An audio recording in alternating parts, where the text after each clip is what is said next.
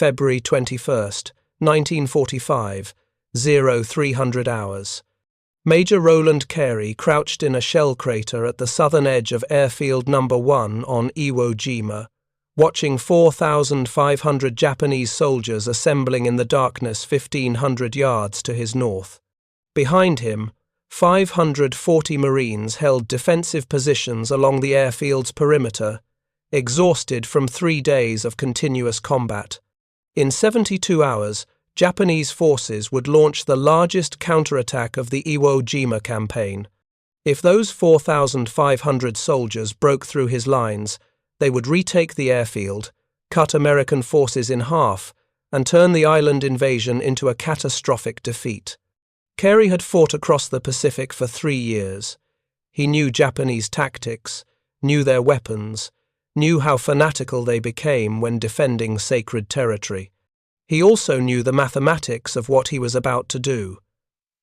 Before we jump back in, tell us where you're tuning in from, and if this story touches you, make sure you're subscribed, because tomorrow I've saved something extra special for you. 540 Marines against 4,500 elite infantry fighting from prepared positions with intimate knowledge of every tunnel, every cave, every hiding spot on the island. The numbers said he would lose. The numbers said his lines would collapse within hours. The numbers said the airfield would be swimming with Japanese soldiers before American reinforcements could respond. But Carey had something the numbers did not account for. He had an airfield that funneled enemy attacks into predictable avenues of approach. He had artillery support from offshore battleships that could deliver shells with devastating accuracy. He had flamethrower teams, demolition squads, and tank support. And he had Marines who had been training for exactly this type of defensive action since Guadalcanal. Men who understood that retreating meant death, that the only way off this island was forward through the enemy, not backward into the sea. What happened in the next 72 hours would become one of the most lopsided defensive engagements in Pacific War history. Against impossible odds, Carey and his Marines would kill more than 2,800 Japanese soldiers, while suffering 93 killed themselves. They would repel 7 major assaults, destroy infiltration attempts, and hold that airfield long enough for American forces to capture the entire southern portion of the island. And the entire defense would rest on a decision Carey had made 6 hours earlier, a decision that had nothing to do with firepower and everything to do with understanding what his enemy could not accept. The first American soldier killed on Iwo Jima was Corporal Robert Leader, shot by Japanese machine gun fire 30 seconds after his landing craft's ramp dropped on February 19, 1945. Leader had been a farm boy from Nebraska, 21 years old, a replacement who had joined 4th Marine Division only 8 weeks earlier. He died on black volcanic sand that swallowed men's boots with every step, died before he took 10 steps toward the objective his officers had briefed him about that morning. Behind Leader, 70,000 Marines were landing on beaches designated green, red, yellow, and blue. The island of Iwo Jima measured 4.5 miles long by 2.5 miles wide, 8 square miles of volcanic rock that the Japanese had spent 2 years fortifying into what they believed was an impregnable fortress. The island's strategic value was undeniable. American B-29 bombers flying from the Marianas to Tokyo needed emergency landing sites and fighter escort bases. Iwo Jima sat perfectly positioned 1,250 miles from Tokyo, exactly the range American planners needed. But capturing Iwo Jima would require fighting an enemy who had learned from every previous Pacific battle. Lieutenant General Tadamichi Kuribayashi commanded Japanese forces on Iwo Jima. Kuribayashi was 53 years old, a career officer who had served in China and studied military tactics at American universities during the 1920s. He understood how Americans fought. He understood their reliance on naval bombardment and air support. He understood their preference for aggressive frontal assaults, supported by overwhelming firepower. Kuribayashi also understood that Japan was losing the war. Every island closer to Japan meant American bombers could reach more Japanese cities. Every airfield captured meant shorter flights, heavier bomb loads, more effective attacks on Japanese industry and population centers. Iwo Jima could not be held indefinitely, but it could extract such a high price that American public opinion would turn against the island-hopping campaign. Kuribayashi's defensive strategy abandoned traditional Japanese tactics. Previous island commanders had concentrated forces near beaches, believing they could destroy invasion forces during landing operations. Those commanders had been wrong. American naval bombardment annihilated beach defenses before the first Marines landed. Kuribayashi would not repeat that mistake. Instead, he ordered his men to construct an elaborate tunnel network throughout the island. 21,000 Japanese soldiers spent 2 years digging 11 miles of interconnected tunnels, creating underground barracks, hospitals, command posts, ammunition storage, and fighting positions. Every natural cave was expanded and fortified. Every hillside was honeycombed with firing positions. The volcanic rock was perfect for tunneling, soft enough to excavate but hard enough that it would not collapse under bombardment. Kuribayashi positioned his main defensive strength in the island's northern highlands around Mount Suribachi, but he also fortified Airfield Number One, understanding that Americans would prioritize capturing it early in the campaign. The airfield sat in the island's southern lowlands, relatively flat terrain that appeared easy to take. That appearance was deceptive. Japanese engineers had constructed bunkers throughout the airfield area using reinforced concrete and volcanic rock. Each bunker was designed to withstand direct hits from battleship shells. Machine gun positions were interlocking, ensuring that every approach could be covered by crossfire. Mortars were pre-registered on likely American positions. Artillery was hidden in caves with carefully constructed firing ports that made detection nearly impossible.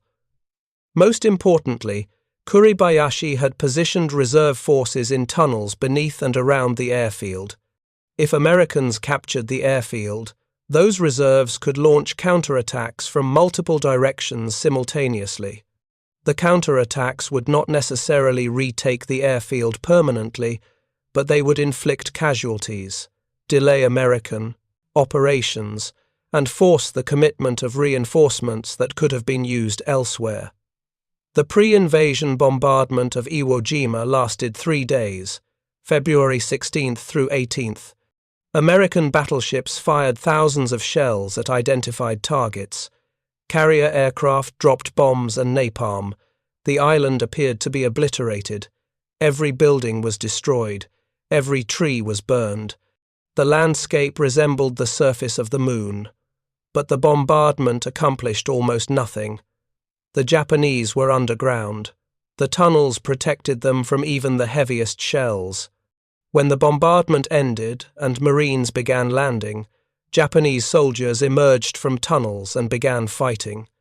The casualties were immediate and horrific. The Marines landing on February 19th faced black volcanic sand that made movement exhausting. Terraces of soft ash rose from the beach, each terrace high enough that men had to climb using their hands. Equipment bogged down. Vehicles could not gain traction. The Marines were channeled into predictable routes of advance. Japanese artillery and mortars began firing from pre-registered positions. Shells landed among Marines, struggling through the sand. Machine guns opened up from bunkers that had survived the bombardment. The beach became a killing zone. Within hours, American casualties numbered in the hundreds. Within 2 days, more than 2,000 Marines were dead or wounded. But the Marines kept advancing. 4th and 5th Marine Divisions pushed inland. By February 20th, they had reached the southern edge of Airfield Number One. By February 21st, the airfield was in American hands, or so it appeared. Major Roland Carey commanded 3rd Battalion, 24th Marines. His battalion had been in continuous combat since landing. They had fought across 600 yards of volcanic ash, destroyed dozens of bunkers, cleared pillboxes, and lost 130 men in the process. Now they held the southern perimeter of the airfield, and Carey knew what was coming. Japanese doctrine emphasized counterattacks. When territory was lost, Japanese forces would attempt to retake it through aggressive night assaults. Carey had seen this pattern on Saipan, on Tinian, on Guam.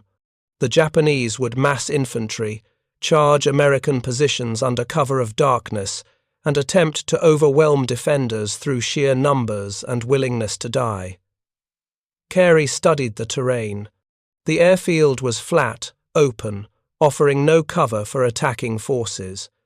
But to the north, volcanic ridges and rocky outcroppings provided concealment where Japanese forces could assemble. Intelligence reports indicated approximately 4,500 Japanese soldiers remained in that sector, mostly elements of the 109th Division and naval construction troops pressed into infantry service.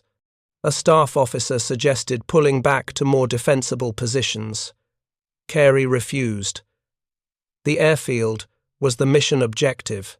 Abandoning it would require retaking it later at even higher cost. Besides, Carey understood something about Japanese tactics that most American commanders did not fully appreciate. Japanese night attacks relied on momentum and psychological shock. They charged screaming, believing American soldiers would panic and break. But if defenders held their positions, maintained fire discipline, and created interlocking fields of fire, those charges would be slaughtered. The Japanese lacked the firepower to suppress American defenses. Their infantry tactics emphasized spirit and aggression over combined arms coordination. Carey could use that against them. He positioned his 540 Marines in a defensive arc along the airfield's southern edge. He placed machine gun teams at intervals that allowed overlapping fire. He positioned mortar crews with pre-registered fire zones covering likely approaches. He coordinated with artillery observers from 10th Marine Regiment, who could call in fire support from offshore battleships. Most importantly, Carey requested tank support. 6 M4 Sherman tanks were assigned to his sector. Carey positioned them behind the infantry line, where they could provide mobile firepower wherever the Japanese attack concentrated. The tanks carried 75mm guns loaded with high explosive and canister rounds. Against massed infantry, those rounds would be devastating. Carey also requested flamethrower teams and demolition squads. If Japanese forces used tunnels to infiltrate behind American lines, those teams would clear them. Every possible contingency was planned. Every weapon system was positioned for maximum effect. Carey was not trying to win through superior numbers. He was creating a killing zone that would make Japanese attacks suicidal. At 1800 hours on February 21st, Carey briefed his company commanders. He explained the defensive plan, assigned sectors of responsibility, and emphasized fire, discipline. The Japanese would attempt multiple infiltrations before the main assault. Those infiltrations were meant to identify American positions and create confusion.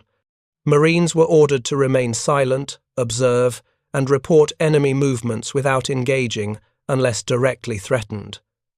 The briefing concluded with a simple instruction. Hold your positions. No retreating, no withdrawing, no falling back. The ocean was behind them. The enemy was in front. The only direction was forward, but forward would come later. Tonight, they held. 0200 hours, February 22nd.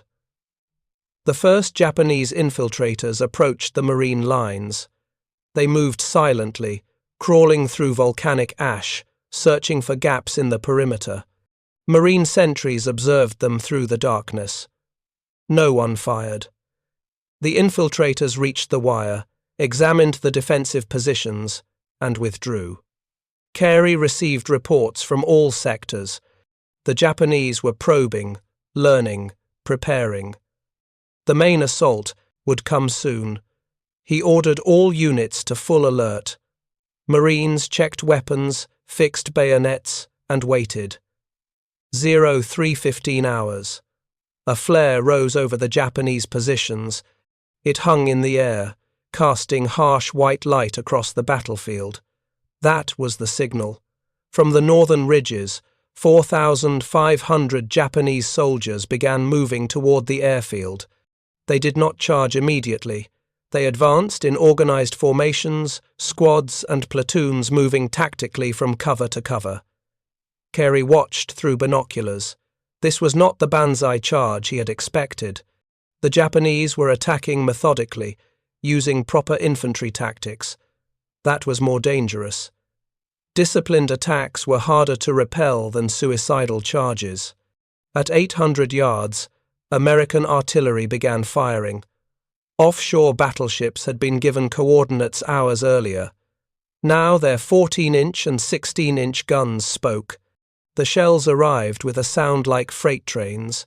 They impacted among the Japanese formations with massive explosions that threw bodies and equipment into the air. The Japanese kept advancing. At 600 yards, Marine mortars joined the bombardment. 81mm rounds arced high and dropped into the approaching enemy. The Japanese took casualties but maintained formation. Their officers were keeping control, preventing panic. This would be a real fight. Telling and preparing this story took us a lot of time, so if you are enjoying it, subscribe to our channel. It means a lot to us. Now back to the story. At 400 yards, Marine machine guns opened fire. M1917 Aoni water-cooled machine guns firing 30 caliber rounds at 550 rounds per minute. The effect was immediate. Japanese soldiers fell in rows, but the survivors kept coming, firing rifles and light machine guns as they advanced. The Japanese attack hit the Marine lines at 03:40 hours. The fighting became close quarters, brutal. Japanese soldiers with bayonets and grenades against Marines with rifles, knives, and entrenching tools. Some Japanese broke through the first line and began infiltrating toward the airfield. Carey committed his reserve platoon to plug the gap. One of the Sherman tanks moved forward, its 75mm gun firing canister rounds at point-blank range. Each canister round contained 1,120 steel balls that spread like a giant shotgun blast. Against massed infantry, the effect was horrific. Dozens of Japanese soldiers were cut down with each shot. The fighting lasted until 04:30 hours. The Japanese withdrew, leaving hundreds of dead on the volcanic ash. Carey's Marines had held, but the cost was steep. 32 Marines killed, 57 wounded. And the Japanese would attack again. This was only the first assault. 0600 hours. Dawn revealed the battlefield. More than 600 Japanese bodies lay in front of the Marine positions. Carey walked the line, checking his men, assessing damage. The Marines were exhausted, running on adrenaline and fear. They had been awake for more than 24 hours. They would need to stay awake for another 48. Medical corpsmen treated the wounded. Ammunition was redistributed. The machine guns had fired thousands of rounds. Barrels were changed. Water for cooling jackets was replenished. The tanks refueled and rearmed. Food was distributed. Canned rations eaten cold, because heating them would create smoke that might draw Japanese artillery. At 1000 hours, Japanese artillery began shelling the Marine positions. The rounds came from guns hidden in caves on the northern ridges. American counter-battery fire was ineffective. The Japanese guns were too well protected. Marines could only endure the bombardment, huddling in fighting holes, hoping the next shell would not land on them. The shelling continued until 1400 hours. When it stopped, Carey knew what was coming. The artillery had been preparation for another assault. The Japanese were following their standard tactical pattern: soften the target with fire, then attack with infantry. It was predictable, which made it defendable. At 1500 hours, the second Japanese assault began. This time, approximately 2,000 soldiers participated, attacking from two directions simultaneously. The northern force hit the Marine center, while a smaller force attacked the eastern flank. The Japanese had learned from the first assault. They used smoke grenades for concealment. They concentrated fire on American machine gun positions. They moved in shorter rushes, taking cover in shell craters. But Carey had anticipated this. He had repositioned his machine guns after the first assault, moving them to different locations along the same defensive arc. When the Japanese attacked positions they thought they had identified, they found different firing positions engaging them. The coordination fell apart. The eastern flanking attack ran into one of the Sherman tanks positioned specifically to counter flanking attempts. The tank's crew engaged at 200 yards. 75mm high explosive rounds detonated among the Japanese infantry. The attack disintegrated. Survivors retreated back toward the ridges. The main assault in the center penetrated deeper than the first attack. Japanese soldiers reached the Marine fighting holes and began close-quarters combat. Carey ordered his flamethrower teams forward. 2 Marines with M2A1 flamethrowers moved through the fighting, spraying jellied gasoline into areas where Japanese soldiers had concentrated. The psychological effect was as important as the physical casualties. Japanese soldiers broke and ran. By 1600 hours, the second assault was over. Another 700 Japanese dead. Marine casualties were lighter this time, 18 killed, 31 wounded. The defensive positions were holding, but Carey recognized a pattern. The Japanese were testing different approaches, looking for weaknesses. The third assault would be the most dangerous, because it would concentrate on whatever weakness they thought they had found. At 2000 hours, a Marine sentry reported movement in tunnels beneath the airfield. Japanese soldiers were using the underground network to infiltrate behind American lines. Carey dispatched demolition squads with satchel charges and grenades. The Marines crawled into tunnel entrances, threw explosives into the darkness, and collapsed sections of the network. It was terrifying work, fighting in absolute darkness against an enemy who knew every passage. 5 Marines died in those tunnels, but the infiltration route was closed. 0100 hours, February 23rd. The third Japanese assault began with mortar fire. Dozens of mortar rounds impacted throughout the Marine positions. This was heavier fire than previous attacks, indicating the Japanese were committing their remaining mortar ammunition to this assault. After 30 minutes of bombardment, the mortars stopped. Carey strained to see through the darkness. Where would they come from? North, east, west? The Japanese had 3 directions to choose from. He could not defend everywhere with equal strength. He had to guess correctly or risk being overwhelmed. Then he heard it. Engines. Tank engines. The Japanese were committing armor. Intelligence had reported 7 Japanese tanks remaining operational on the island. If those tanks supported the infantry assault, they could break through the Marine lines. Sherman tanks could destroy Japanese tanks, but only if they saw them first. Carey ordered all 6 Shermans forward to the front line. Their commanders were instructed to watch for Japanese armor and engage immediately. The Marines in fighting holes were told to let the Japanese tanks pass. Focus on the infantry. Let the Shermans handle the enemy. Armor. At 0130 hours, 7 Japanese Type 97 medium tanks appeared from the north. They were small by American standards, armed with 57mm guns, but still dangerous to infantry. Behind the tanks, approximately 1,000 Japanese soldiers advanced in a tight formation. This was the main effort. If this attack succeeded, the airfield would be lost. The lead Japanese tank fired its main gun at a Marine position. The shell exploded, killing 3 Marines. Before the tank could reload, 2 Sherman tanks engaged it from different angles. The Japanese tank was hit twice and began burning. Its crew attempted to evacuate but was cut down by Marine rifle fire. The remaining 6 Japanese tanks spread out, trying to present multiple targets. But the Shermans had superior optics, better training, and more powerful guns. Within 5 minutes, 4 more Japanese tanks were destroyed. The last 2 retreated. With their armor support gone, the Japanese infantry attack lost momentum. They were caught in the open, exposed to Marine machine gun fire and artillery. Some tried to continue the assault. Others sought cover. A few began surrendering, hands raised, walking toward Marine lines. The Marines shot them.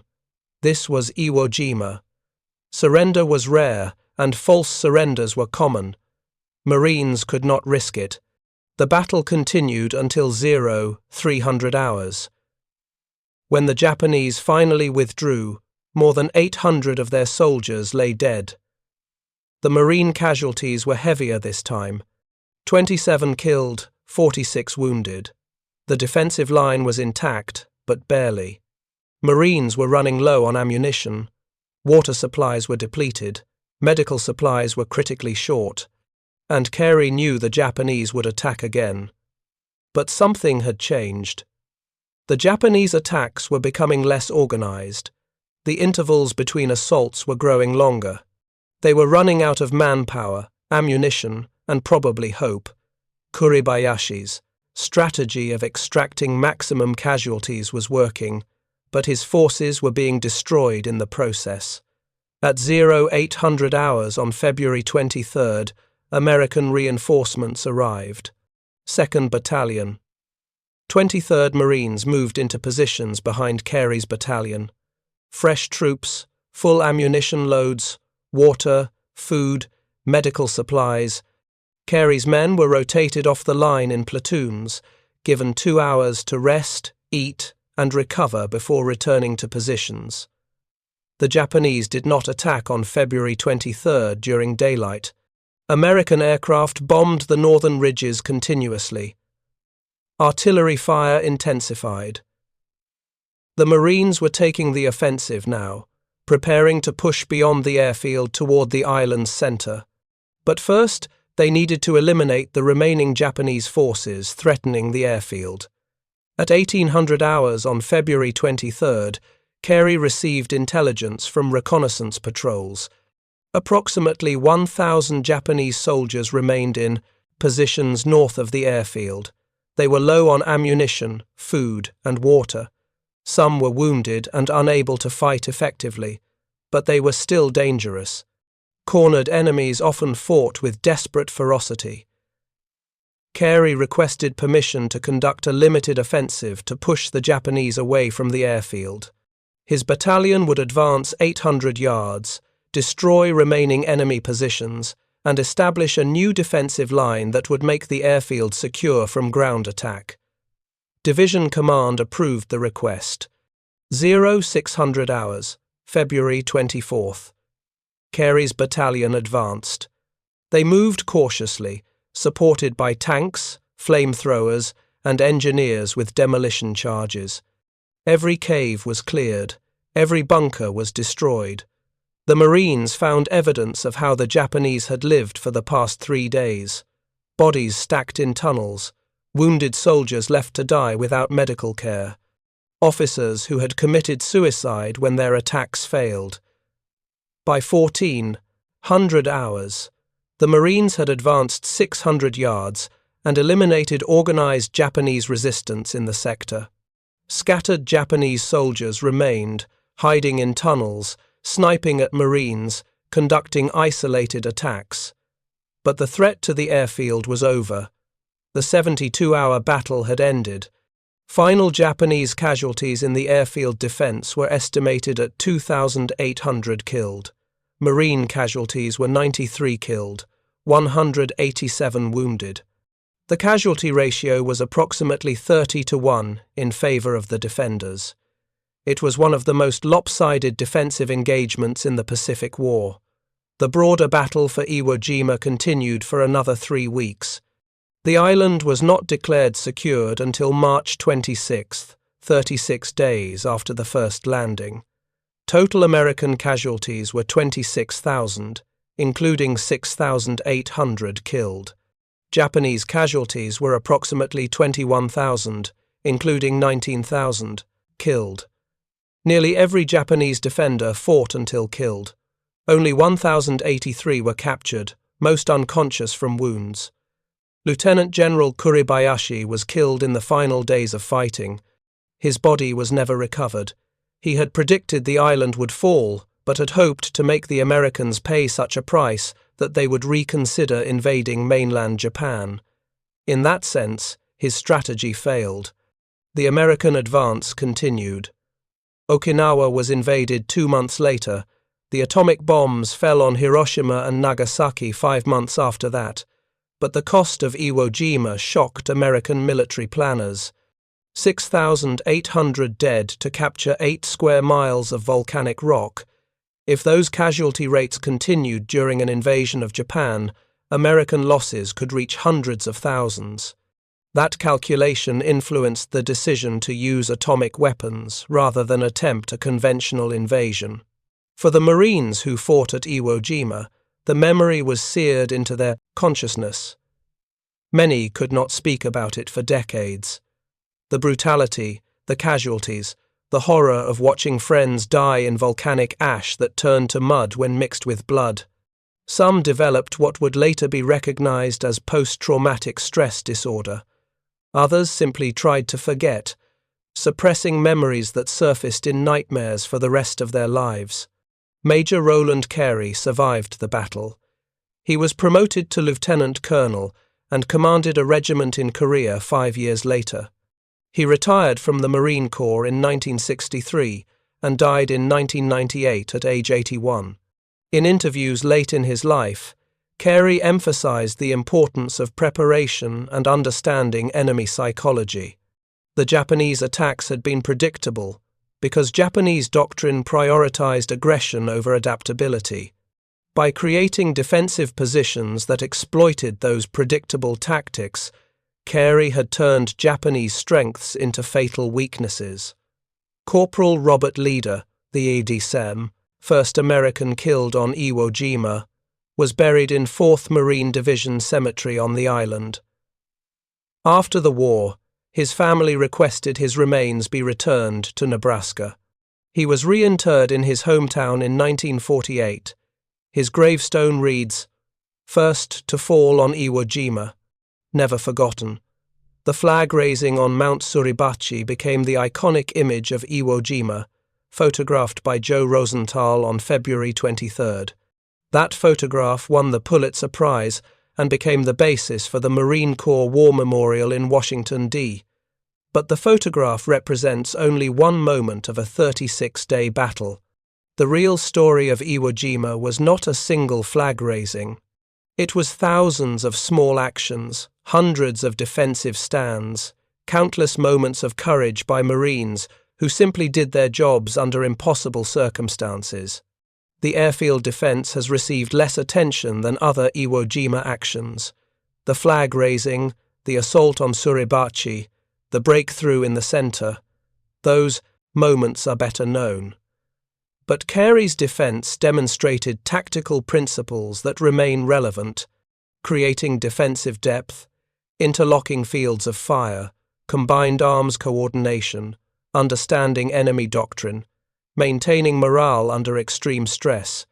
These principles apply whether the battlefield is volcanic ash on a Pacific island or any other contested terrain. The battle also demonstrated the importance of junior leaders. Carey was a major commanding a battalion. His decisions, made in real time under fire, determined the outcome of the engagement. Higher headquarters provided resources and approved plans, but the actual fighting was won or lost based on company commanders, platoon leaders, and squad leaders making correct decisions at critical moments. Modern military training emphasizes this distributed decision-making, recognizing that junior leaders must be prepared to act independently when communication with higher headquarters is impossible. Technological advantages mattered. American tanks were superior to Japanese tanks. American artillery was more accurate and more plentiful. American naval gunfire provided support Japanese forces could not match. But technology alone did not determine the outcome. The Japanese had prepared positions, knowledge of terrain, and willingness to die for every yard of ground. They lost because American defenders created tactical situations where Japanese strengths became irrelevant and Japanese weaknesses were maximally exploited. The psychological dimension cannot be ignored. Marines defending the airfield knew retreat meant death. There was nowhere to go. The ocean was behind them. Japanese forces were in front. The only options were to hold or die trying. That clarity simplified decision-making and strengthened resolve. In contrast, Japanese attackers faced a different psychological reality. They were ordered to attack positions that killed hundreds with each assault. They watched their comrades die without achieving objectives. Their attacks became less organized with each repetition because experienced soldiers were being killed and replaced with survivors who had watched multiple failed attacks. The defensive battle for Airfield Number One on Iwo Jima deserves recognition as a masterpiece of small unit tactics. 540 Marines held against 4,500 attackers for 72 hours, inflicting 30-to-1 casualty ratios through superior positioning, combined arms coordination, and understanding of enemy doctrine. They held not because they had overwhelming firepower, but because they created conditions where Japanese attacks became predictable, channelized, and ultimately suicidal. As we remember Iwo Jima 8 decades later, we should remember not just the iconic flag-raising photograph, but the thousands of smaller actions that determined the battle's outcome. We should remember Marines like Major Roland Carey, who made correct tactical decisions under impossible pressure. We should remember the 93 Marines who died defending that airfield, and the 187 who were wounded. And we should remember that military success requires more than courage and firepower. It requires understanding your enemy, exploiting their weaknesses, and creating tactical situations where victory becomes inevitable despite numerical disadvantage. The volcanic ash of Iwo Jima has been quiet for 8 decades. The tunnels that once hid entire battalions have collapsed in on themselves, their entrances sealed by time and shifting earth. The concrete bunkers, pitted, burned, shattered, have eroded under salt, wind, and summer storms. The airfield, once the most contested strip of land in the Pacific, has been reclaimed by nature. Creeping grass pushes up through runways that thousands of men fought and bled to capture. The island is empty now, save for the occasional caretaker, the infrequent researcher, and the ghosts of a battle, whose brutality remains difficult to fully comprehend. But although the guns have rusted and the sand has drifted over the scars of war, the lessons drawn from that battle remain startlingly relevant to any military force, preparing to defend critical terrain against attackers who possess greater numbers, superior mobility, or overwhelming firepower. The Battle of Iwo Jima was more than a clash between American Marines and Japanese defenders. It was a confrontation between two philosophies of war, one shaped by industrial might and amphibious doctrine, the other forged in fatalism, meticulous preparation, and the conviction that territory should never be yielded without exacting the highest possible cost. Both forces understood that the island, despite its small size, possessed strategic value far beyond its barren soil. To the United States, Iwo Jima was a stepping stone, an emergency landing field for B-29 bombers and a radar outpost that would close the gap between the Marianas and Japan. To Japan, it was an outpost of homeland defense, the first line of resistance against the American advance toward Tokyo. That shared understanding hardened the resolve on both sides and set the stage for one of the deadliest battles in Marine Corps history. The Japanese garrison, numbering roughly 21,000 men, was commanded by Lieutenant General Tadamichi Kuribayashi. Unlike earlier commanders in the Pacific, Kuribayashi rejected the notion of futile banzai charges and suicidal mass attacks. He recognized that the Americans possessed overwhelming firepower, naval gunfire, carrier aircraft, and a logistical machine capable of sustaining continuous assault. He knew that frontal counterattacks would only hasten the destruction of his forces. Instead, he turned to the principles that continue to define effective defensive warfare: depth, dispersion, interlocking fields of fire, deception, and the exploitation of terrain. Iwo Jima's volcanic island, geology made it ideal for such a defense. Beneath the hardened surface lay porous ash and easily carved rock perfect for tunneling. Over months of preparation, Kuribayashi's engineers transformed the island into a subterranean weapon. A labyrinth of tunnels connected blockhouses, pillboxes, artillery casemates, machine gun nests, and command posts. Ventilation shafts disguised as rocks allowed the tunnels to remain habitable. Mortars and artillery were dug into reverse slopes, invisible to naval bombardment, yet perfectly positioned to fire once the Marines came ashore. Heavy machine guns were in place to create overlapping cones of fire across the beaches, ensuring that every square foot could be swept by bullets. Mines, barriers, and concealed fighting positions created multiple layers of defense, allowing the Japanese to fall back from one strong point to the next without sacrificing cohesion. The result was a system not of linear trenches, but of fortified depth, a principle that modern defensive doctrine continues to emphasize. Depth forces attackers to fight for every meter, prevents rapid breakthroughs, and ensures that the defender retains the ability to inflict casualties even after outer positions are breached. At Iwo Jima, this concept proved devastatingly effective.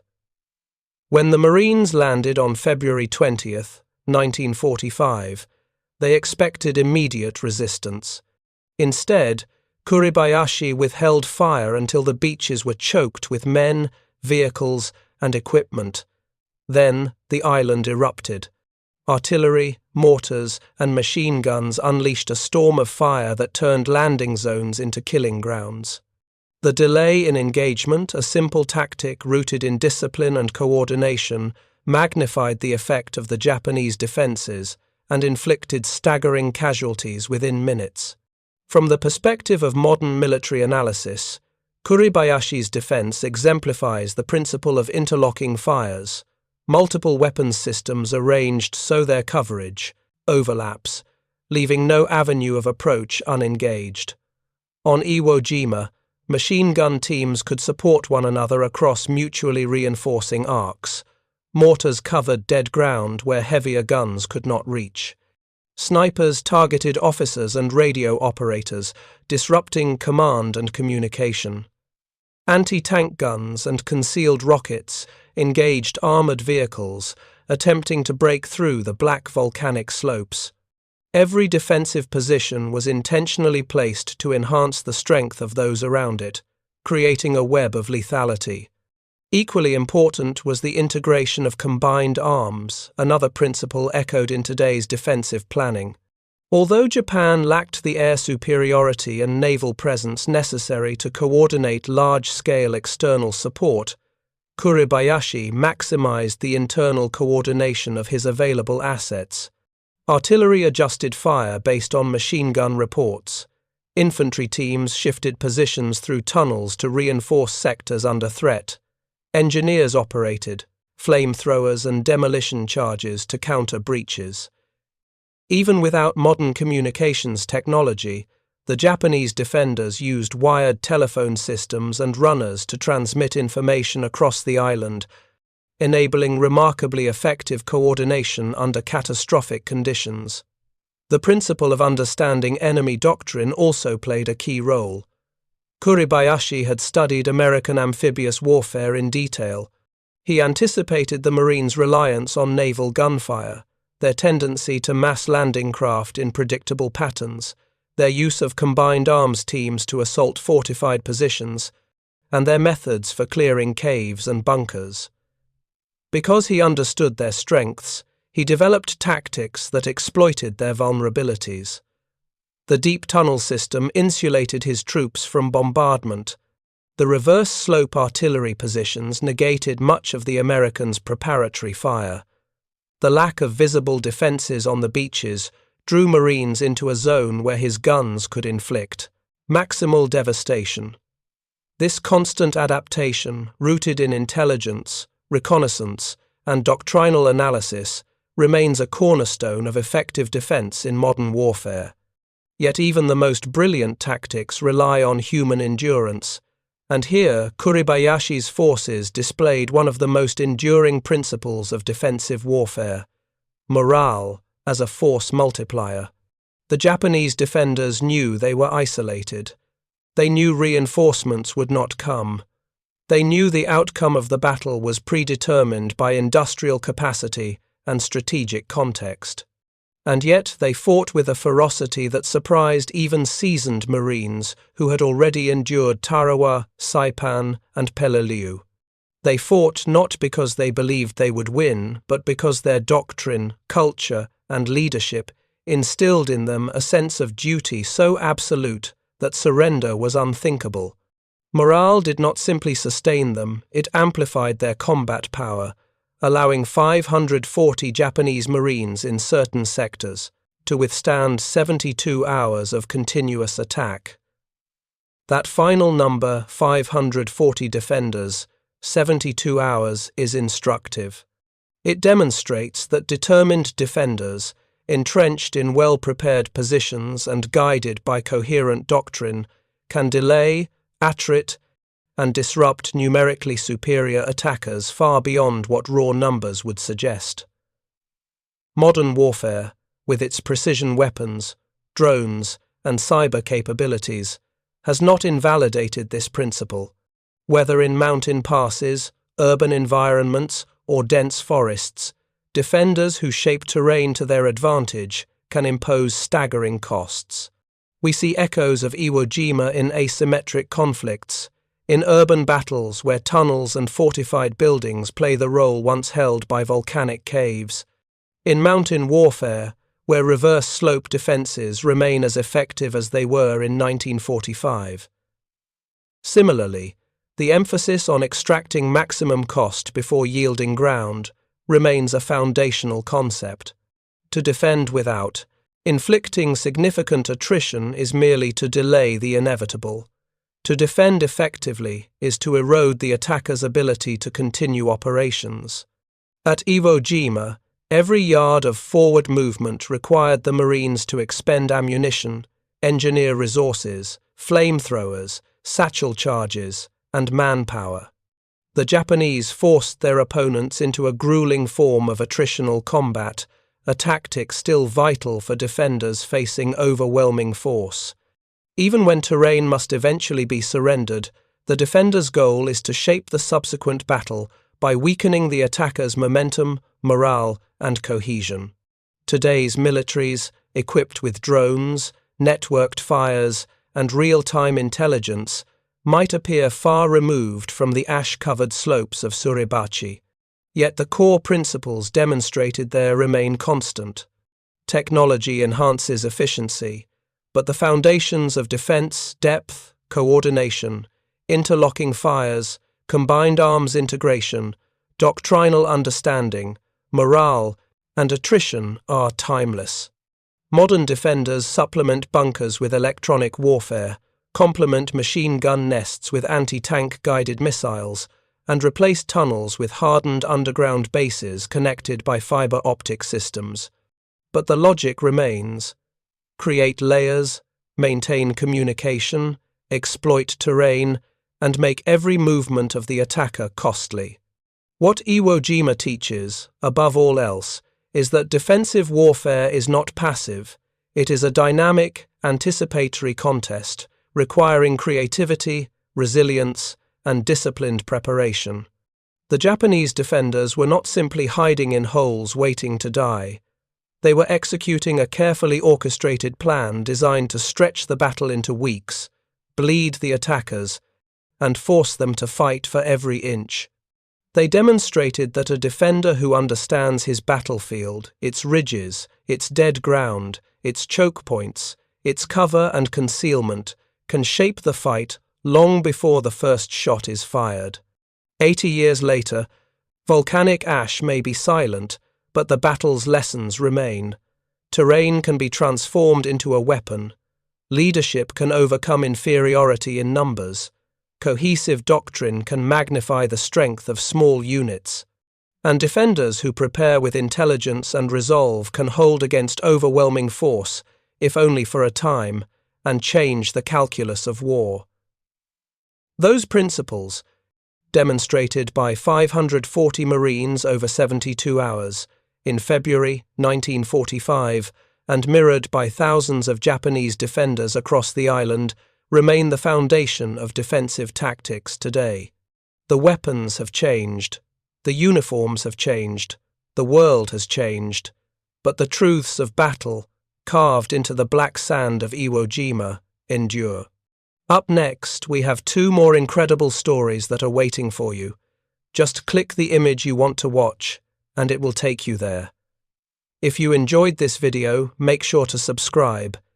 It would mean a lot.